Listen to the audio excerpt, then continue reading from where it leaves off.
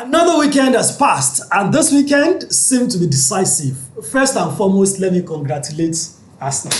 I'm gonna. It looks like it's coming home. This time. No, it's like it's coming home. It's coming home. It looks like it's coming home. Tell the world it's coming home. If it was United in this position, calm down. You should be hailing us that at least we are giving you your. No, please give me. Normally, you should be able to stand up. I should just walk in, give me a standing ovation. We helped you by beating Man City. Do you know that? But you drop points on that at my home. Home tough. No, but City with a biased judgment. Please leave me alone. If everybody can appreciate anything, currently it is my neighbor Tottenham and Chelsea. Wait, so why is that one still? I thought that after this weekend and everything has gone well for you, that pain will have gone. Normally we should be having 9 points now. Why is it still paining? It should be 9 points now. Red card offense, they blow. Why is it still paining you? Even outside football, that's a physical assault. Okay, but then let's talk about the games, how it happened. A lot of interesting ones during the weekend. It seems like something special is happening at Stamford Bridge. Liverpool, interesting win, an emphatic one. I don't know if Liverpool is back or Newcastle is just gone, because the same thing happened to Newcastle 2 weeks ago when they lost to Aston Villa. So we don't know if it's Liverpool that is back scoring 4 goals against Newcastle at Anfield, or if Newcastle is just bad at this point in time. And of course, Manchester United, is Carrick the man or what? Is it the new Alex Ferguson? I mean, 3 wins back to back. It only happened once during Amorim's reign. And it took about 12 months before Amorim could even get a back-to-back win in the Premier League. Carrick has done it, and he has done it in style. So I think the conversation is, should they just leave this guy to continue what he has started, or do they still need to bring in an expert in the summer? And of course, the table toppers, or should we just call them what they are, the champions in waiting. I knew that they were going to Yoruba will say Fikoramo. I knew they were going to take out the aggression of Manchester United on Leeds. And Tabale damage. They scored 2 cross and goal. It was cross and goal. And Tabale damage. First and second goal. No, but all the 4 goals cannot be cross and goal. First and second goal. But the fact is, don't envy success. Don't envy. But the fact is, be celebrating. Learn to celebrate. But the fact is, they took out the anger of Manchester United or Leeds United. But then it's all right. It's the United that they can handle. They should leave the United they cannot handle. But quickly, let's start, of course, at the Etihad Stadium. At the London Stadium, where Manchester City lost a 2-goal lead to get a draw. And honestly speaking, you take out Donnarumma from that game, it would have been a complete comeback. Because it would have been like at least 4-2 win for Tottenham, regardless of the 2 goals that Man City scored first. So once again, is this the end for Guardiola? Well, one thing is, I see the reason why they brought in Donnarumma right now. Like, if it was Trafford that was still in posts that they were using yesterday, I think Tottenham would have actually scored more. And you can see throughout this season that Donnarumma has been the one saving them a couple of times where the team is not playing very well. Even against United, Donnarumma was the one. Was amazing. Yeah. He was the one. He was practically one of the people that made it respectful. I mean, 2-0 seems quite respectful. So for me, I feel for Pep Guardiola, I just think he's more or less. I think he might have also resigned to the fact that he might not be winning the Premier League this season. That it's Arsenal's to lose. And let's not forget, Arsenal, I think they are 7 points ahead of City, right? 6 points ahead of City right now. Though it's just two wins and 2 losses for 2 wins for City and 2 losses for Arsenal, and they'll be on level of points. But then if you're looking at it right now, it doesn't look like Arsenal wants to drop any points. But for City, it still looks like they are shaky. It doesn't seem Manchester City can win a game against a top opposition right now. Yes, they are beating the small guys, but it feels like whenever they come against a formidable opposition, Pep Guardiola's team struggles or they crumble. What's going on over there? I think for Pep Guardiola, one thing about his team is that they score goals, they like scoring goals, they like taking control of the game. And once you remove that out, so but I think you more like struggle.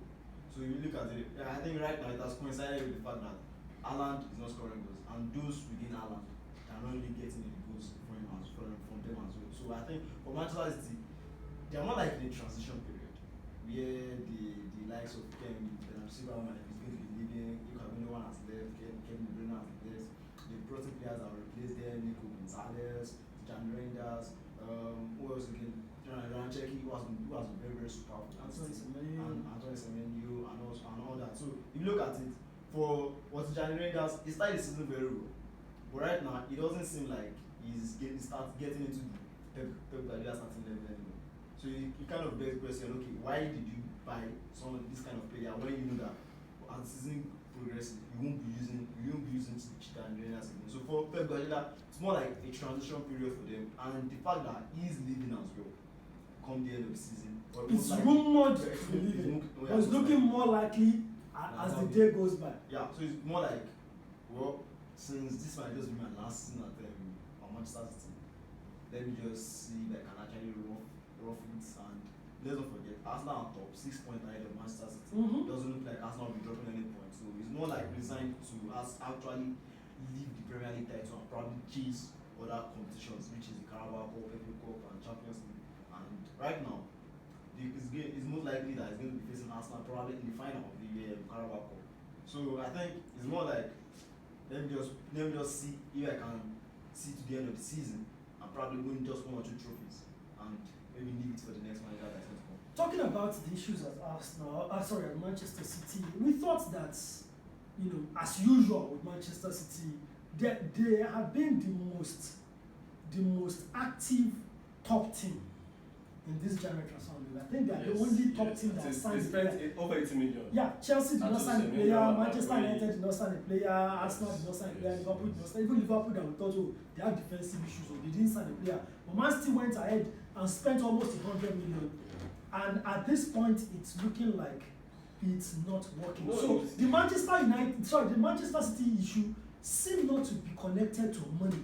For the first time, it feels like Manchester City have a problem that's just thrown, because what we have known is that when they have an issue, they just throw money at it, go and buy the best player in their position in the market, and the problem is solved. For the first time, it looks like they need a complete, something like what Manchester United have been attempting to do for almost 15 years now, and they have not been able to do. A complete rebuild seems to be what is needed at the That's the obvious quality of the Premier. And almost Anthony Gordon still complained, I think 2 or 3 weeks ago, when it was being announced that Newcastle were in the top, proud to that match against PSG, and at the Premier League, I think they're in the 10th or 11th position at that point in time. And what was going on? He said, people in the Champions League will play football, attack, and but people at the Premier League will study you first. It's not about coming to the pitch, they will have to study you. And I think it's obvious. I think everybody now knows, or everybody has built the system on how they want to play Pep Guardiola's team. But this season, he made some little changes, and people were, and I think they picked up at some point this season. I think there was a time they had 5 wins in a row. But later on, Haaland was out of form. Injury starts setting in. Lukaku was injured at some point. Rancheki got injured. Foden was also informed this season. So, but later on, consistency starts setting in. So I believe that yesterday match too, injury was part of the reason why I think he failed. Because that yesterday match that I watched, Guardiola systematically used 4-4-2. Systematically, because if you notice, Anthony Semenyo wasn't at the flank. Yeah. It's more or less like a second set striker. To Haaland. And you see, Nicolai was at the middle, Rancheki was at the middle, so it's Rudy and Bernardo Silva. So it looks like a 4-4-2 to me. And I don't think I've ever seen Guardiola use such. Looks like he also is trying to find anything that can understand to work, and because I think based on the ghost start of Anthony Semenyo, that was how we believe Anthony Semenyo can do the work as an SS. But that yesterday, Semenyo was not even really in the game aside from the goal he scored. Even Haaland wasn't in the game either. So the only person that was giving Tottenham challenge during the first half was Rancheki.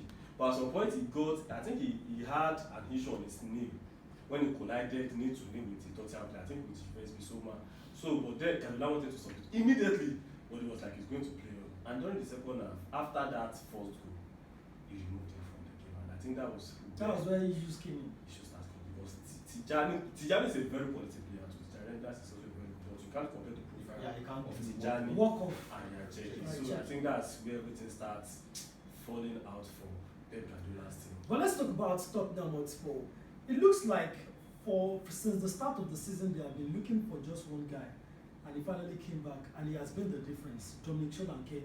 He has not been available. He has not been fit since the start of the season. They've tried to replace him. They've used Richarlison, used Randa Kolumuani, sometimes Matthias Tell, sometimes Force 9, Mohamed Kudus as Force 9. But it feels like the missing piece is finally in. Even in the Champions League, he was a difference. He is one of the reasons why they eventually made it into the top 8. And once again, he delivered 2 goals against Manchester City. What a game. Well, What a guy. The first goal should have been a foul. It's a clear foul. I'm happy. But in his favour, I'm happy. He got the ball. I'm happy. He got the ball. In his favour, he got the You know, ball. that was also my complaint when in Arsenal game. Once there is a goal, there has to be a critical check. They must. The VAR must. Now, But I think if you look at it's not every time that they show goal. yes, So now sometimes if they VAR check checks this in the particular background. goal, I think they should be able, because if you And look at that right. goal, that first goal, he made contact with Gueye before kicking the ball. For example, the first Mbeumo penalty call, yeah. there was no stop of the game to review. But But then VAR they reviewed it in Yes, the background yes, and yes, cleared it. yes, So yes. I think We that were goal may have been reviewed. Now, in the if it was reviewed, Solanke hit Gueye's leg before hitting the ball. But then, in the VAR's defense, they would have said, okay, was it enough for him to actually go down? No, it's not about going down. It's about it was that same attempt that led to the goal. But he Like, collected, it's not- he hit the player quite alright. Yeah, Yes. everyone agrees. Yes. But he took more of the ball. No. It was after I can even demonstrate. The camera may not see. It was after he hit the leg, he now made contact with the ball. That ball was at the range of Gueye already. It was Gueye's ball already. It was Gueye has shielded the ball, getting to make his clearance, but then that leg came in, kicked Gueye's leg before kicking. See, I'm happy.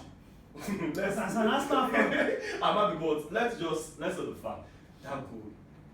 See, you know, Robbie was furious after the game. Almost everybody was furious that's completely fine. And I think that was the turning point in the game, because that 2-1 put pressure on Manchester City. Yes. And And eventually made it. Conor Gallagher was, the likes of Conor Gallagher, Martin Sarr when he came in, all those guys were. Then Xavi Simons yesterday was a beast, because they were like all ball to him. Once they know that once it gets to him, something will happen. So they were just trying to locate him that yesterday, and it was above average. Okay, let's talk about the title race right now, if there is any. I mean, Arsenal got back to winning ways, demolished Leeds 4-1. How do you feel? No, it's not. I'm not surprised. That's what. Not the way to calm down. Not so many people go to the Elland Road and win. You know, and win convincingly. So just take your flowers. No. In our previous edition, I said something here that matches of that caliber, matches that are. But I feel like that may not have happened if the Manchester United loss did not happen. That game became more important. Yes. No, even aside from we played. I think we played a draw before we even lost to Man U. No, we played 2 draws. Against Liverpool, goalless draw, goalless. So those are the build-up. So we need that win to energize us. But at the same time, a team that has been beating elders at that particular stadium. They did beat United. I think they defeated Liverpool and Chelsea. Yes, 3-2 with Chelsea. Okay, it was 2-2. So let's say a team that dropped points. Now only Chelsea then beat. Okay, so now it's a sign for you already that you going there now, you have to be very serious. So going there and demolishing them like that, we have to say. Can't you see the starting lineup of Arteta? Yeah, but exactly where I was going. Let's talk about the starting lineup. We have always, after the Manchester United game, I think we all agreed that Odegaard needs to be dropped. What we didn't say was, well, most of you guys said Eze needs to be given the chance, but then here comes Karabat, the first son of Mikel Arteta. He did not even think twice. It felt like he still thought twice before dropping Odegaard for the captain for Eze. But this one, I don't even think twice. Odegaard, bench, my son, come. Prototype already against Kairat and You can't compare Kairat. I'm telling you, I said that's a prototype already, and it looks like it works. Come on, let's consider profile. Kaya Tamati are in the Champions League already. And Arsenal are playing against Leeds. I didn't even want to play a team like Man U, Liverpool, even Newcastle. That's why I can say you can't compare Kairat with the likes. But with Leeds, you can still do the same thing you did against Kairat and still try it against Leeds. Still can still work. And it worked. So as Arteta found this, I'm sorry, a very bad news from Arsenal. Mikel Merino is injured and is going to be out for a while. In fact, according to reports, they are saying that on transfer deadline day, they may be looking for somebody that can step in. But then we'll get to that eventually. But then, for Arsenal, has he found his starting level? That's not the problem. So is the new Arsenal midfield now Zubimendi, Rice, and Captain, it depends on the profile of our opponent. If he wants to try it against, if he wants to play direct football, with Kaya, but if you look at that game against Leeds, we charged them 4-0. Yeah. But when it comes to possession, we're not doing that. Okay. Because all our football that day were like direct football. So that's just the advantage of having, and then the physicality those people want to be, Ethan Apart wants to be proving his physicality. I didn't even something that he would have won all of those games. But with Kaya was I think still. one thing Arsenal did get right was that they matched them physically. So, and Gyökeres was also, Gyökeres is also a physical player too. So I think they could not do that physical dominance against us that day because of the likes of the profile of the players that he used. And then don't forget that even Madueke was also had the top performance that day too. So I believe it's a collective work, and this is not a permanent thing. Odegaard is still coming. Odegaard came in, I think 10 minutes after he came on, he had an assist to that Jesus. So no, yes, now so that's. I mean, let's just talk about this weekend. It's a perfect weekend for Arsenal. Aston Villa lost, Man City drew, Arsenal won, 6 points ahead. It doesn't come. It doesn't come better than that. Come next weekend again. And I was even going to say that next weekend again, Man City, Liverpool. Liverpool will rest for the whole of the week prior to that. Man City play against Newcastle. So I think for now. Although that game, they are already 2 goals ahead. But at least they still play it. They are playing at the Etihad. They don't have to.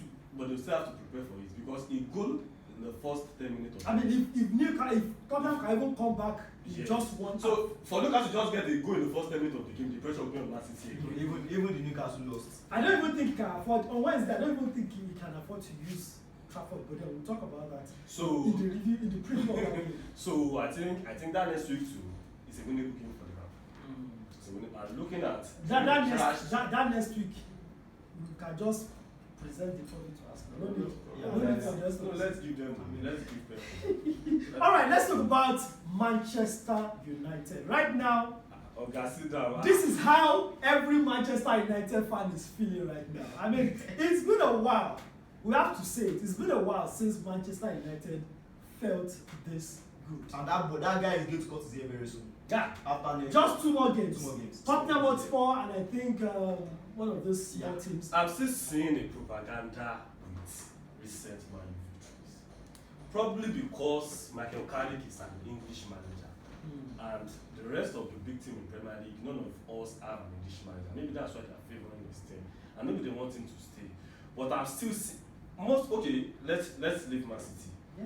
You know my point of view regarding the review of Arsenal Man U. I said it in our video. Yeah. But this particular as controversial as possible. Yes, this particular match too, there was still a controversy. I don't believe it is. I still see that there's a propaganda with Arsenal. If you look at talking about Arsenal. If you look at their corners, we are always around the goal. We are talking about Man U. But honestly, let's go to the rules. What did you have? What was the issues that? Cuenca was excellent in that game. Was excellent. He was the one that stopped Mbeumo. Let me say potential first goal. That they were like, is it penalty or no penalty? Now this particular tackle that leads to my first goal, the ref said penalty, yellow card. But I think it was a yellow card. And VAR review, even for the ref to even issue the penalty, I was watching it on the screen, not live. I know that's not a penalty. I know immediately. Aside from even viewing the VAR, and I was watching on the screen, not even on the pitch. VAR. But you know, you have a more holistic view on the screen than the referee. Well, but the referee is also because the referee is always in the motion and you can't see the referee has just like 1 second to make a decision. All right, I agree with you on that. All right, now ref said this is a penalty, yellow card. Now, VAR to review. What VAR is meant to review there is that a penalty or not. Okay. And if the ball is not a penalty, the ball should be a goal kick. Okay, all right. I think okay. So what's the issue there? No, it can't be a goal kick because now this is the thing. VAR by rule, there's only some few incidences that VAR can intervene. Yes. Number one, a possible goal, Yes. a possible offside leading to a goal, a possible penalty and red card. Now, if it's not any of these four, VAR would not intervene. Whether it's a yellow card, a free kick, this, that, VAR doesn't concern itself. Now, why did VAR intervene? Penalty. So it was right for VAR to come into it. Now, what was VAR looking for? A foul. It was not a handball or whatever. It was a foul. Now, VAR reviewed it. Is it a foul or not? And VAR realized that it was a foul, but it was not inside the 18-yard box. So, in that kind of situation, it cannot be a goal kick because it would be a goal kick if it was realized that there was no foul. Yeah. Okay. If there was no foul at all, then you restart the play through a goal kick. But if a foul was confirmed, then you have to bring it back to where that foul happened. And that was where that was what happened. They brought it back to the free kick where the foul happened. I agree to the And the fact goal that happened. I agree to the fact that the VAR has their jurisdiction to also check the face of attacks. But now, what the ref picked the penalty for was that last tackle. That sliding tackle. One thing is, the ref picked the sliding tackle quite correct. Yes. So that But was VAR can There also was see other. also a foul outside the box. the pulling of shirts. The pulling of shirts, yes. The pulling Yes, of the shirts pulling of shirts. But that was outside the box. outside the box. Yes. And that was a free kick. And under the VAR rule, That's what I said. That's what I under said. the VAR So what would you rather have VAR do? Look away from the far outside the 18-yard box and say goal kick. I don't think No. No, you know, I watched the match, and based on the commentary, I add in quotes, they said it was VAR that suggested a free kick because okay, something happened outside the box, so we are suggesting a free kick. And I think that's bias. The only reason Because- the only reason Thank you. VAR suggested free kick was that it was the ref already blew for a penalty. If the ref Yes. didn't blow for penalty, Now, there was nothing the VAR reason I said that was biased is because VAR was supposed to check is that a penalty or not, and you have to tell the ref that okay, what we viewed here right now is not a penalty. But there was also a foul. And even I didn't think it was a Outside corner. I'm like, the okay, box. that's and I didn't think it was even a corner, and they scored through that corner. VAR still need to review it again because that's not a corner. That's a goal kick. The foul was outside the box, and they have to tell you that okay. Now, there was a foul outside the box. the fact is this: when VAR reviews, they don't review just one action. They review the entire situation. Yeah. So they will not just scroll it to where the person slid, where the player slid. No, they will look at the entire face of action, and that was not the way they did. But moving on, Michael Carrick is doing it at Old Trafford. 3 wins in a row. Yeah. Against Arsenal.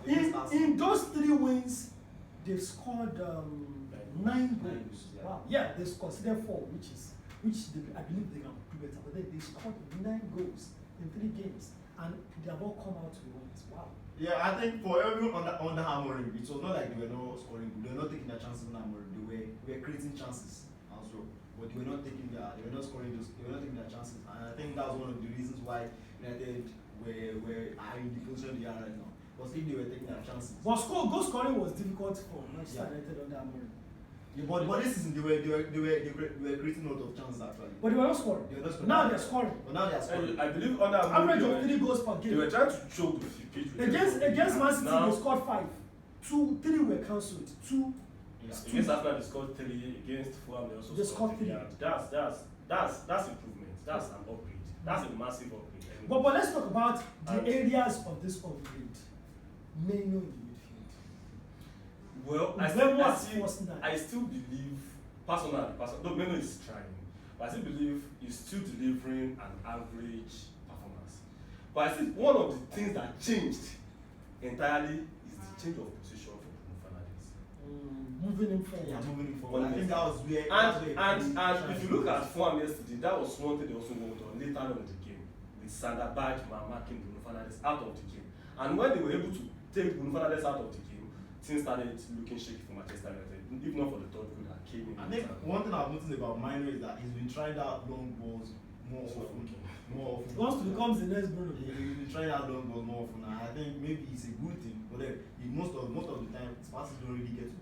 It's because of the weight. I think at times there's a technique There's players a like technique Bruno knows because the weight will be accurate. At times when they need it to be heavy, it will be heavy. When they need to be light, it will be light. And that's one of the profiles of the likes of Paul Scholes, Toni Kroos. All of those people have that long ability range. of knowing the type of long play they want to do per time. Yeah. So, but it's not everybody that has it. If you don't have it, you don't have it. You can just try to train yourself. So about Manchester United now, can we start having the conversation about keeping Carrick or not now? Well, for me, Because people are already talking about it. For me, I'll should say, they keep Michael Carrick? I'll say this still has just been just 3 weeks. They should wait till the end of the season. We are right United and top for quite alright. They're top for they're enjoying themselves. But then let's wait till the end of the season and they shouldn't rush. Are you sure Manchester United will be able to wait until the end of the season? Because realistically, if they are going to keep Michael Carrick or not, they would have to make decision in the next 2 months. Yeah. By April, if they are going to bring a manager in by June, July, by April they must start making contact and start doing interviews and start to make the decision by maybe May. Ahead of the new season. So you cannot wait till the end of the season. You have to decide. We've seen this play out. What do you want? We've seen this play out. A manager The problem is Ole gave them something like this. Yeah, and at the end of the day, it ended in disaster. Okay, I think this is the second trial of Michael Carrick, coach. You are not forgotten. During the first trial, he defeated Arsenal. Yeah, he won 2 games, drew 1. He defeated, I think, PSV in Champions League. He drew Chelsea. No, he drew Chelsea. He drew Villarreal. He won 2 games at home draw. He drew Villarreal in Champions League. Yeah. He drew Chelsea. It was Villarreal. No, I think he beat Villarreal, drew Chelsea. Yeah, he won Arsenal, won Villarreal, and drew Chelsea. And now he's back again, won City. What test do you want? Like, okay, if you want to say you want to prove a coach, if you want to test if a coach is good, which team will you say to coach to play? It's a Premier League. You know, one thing is, so United has experienced this thing in the past. On that only. Okay. Yeah, he won virtually 40. I think this is where the problem lies. Manchester United fans are having a problem of deja vu. Yeah. In the sense that we have been here before. We have an interim till the end of the season. He does well. We give him the job permanently, and things starts going on. So it's the reason why I feel Manchester United fans, some Manchester United fans, and most importantly Manchester United hierarchy are cautious. We have had a manager who has done well on interim basis before. We have given him the job on permanent basis and didn't do well. And to even add to it, he was a legend also. You know, like Carrick. You know, one thing. So should Manchester, the issue is, should Manchester United forget about the only matter and try again? Thank you. Zinchenko said something during the 2022-2023 season when Arsenal were like competing for the league. He said anything can happen at everything, so enjoy the moment. You know, people were like, why are you always celebrating every match, jubilating every match? And as much as he said, let's enjoy the moment. Because even if you are not enjoying the moment, and at the end of the season, we also want the league. The form won't be there because it's just be a celebration, but let's start enjoying the moment from now. That's what I just tell Manchester United fan. At times when you're just thinking about the future, okay, I think the only test Carrick needs to do now and pass is the test and the slot failed, which is the transfer window. Because this team is not his team. And it's, at least he has, for now, based his performance for now is successful as of today. But Manchester United have already said that it's going to be an head coach from now on, which means the transfer window will not be on his laps. Yeah, but at the same time, they will still need his say. In one way or the other. So that's going to be Omar Barada, Jason Wilcox, Christopher Vivel. You know, one way or the other will still be on the table. On that decision-making table, though it may not solely be on him, but at least he will still be on the table. So now let's see if he can manage. So should they give him the job? Because as I said earlier, in the next 2 months, they will have to take a decision. or even in the next 1 month, because if they are going to appoint a manager at the end of the season to take them, I mean, pre-season will start middle of July. Yeah. For if the coach will be coming in, they should have announced at least by June. So if they are to announce a new coach by June, by April they should have started the process. So should they keep calm?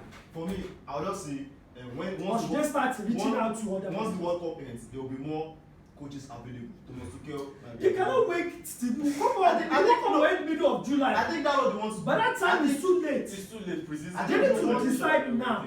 The paperwork, the administrative the interview, see, process. They need to decide. They need to start the process latest April. This phobia you're talking about is still affecting my man here. And I want to say something. If Barca can trust Pep from La Masia to Barcelona and he was successful, if Bayern Munich can trust Vincent Kompany, even though he wasn't their legend, if we can trust Arteta, Manchester United should yes, try again. in as much as you can bring a coach that you don't even know his background, Ruben Amorim from Sporting, and you're expecting him to succeed. So this man is your man. It's like homegrown. For me, it's not about phobia. They are looking at coaches that will be available during the summer. Javi will be available in the summer. So wait. Coaches that will be available in the summer, Thomas Tuchel could be available after the World Cup. Julian Nagelsmann could be available after the World Cup. From what we're hearing, Luis Enrique could be available after the World Cup. These are coaches that are tested, that are trusted, and that have profile. The kind of profile that a Manchester United should be looking for. Are we saying that they should look away from all these guys and trust them? Oh. Well, that's what I said. they should just wait. Let the season end. It will be too late by season. You know, personally, I'm not a United fan, and I'm not even praying for Sussex. So, Papa, you believe they should leave Cardiff for this job. Based on being a football fan, looking at it from football angle, not from the angle, I don't know what you want.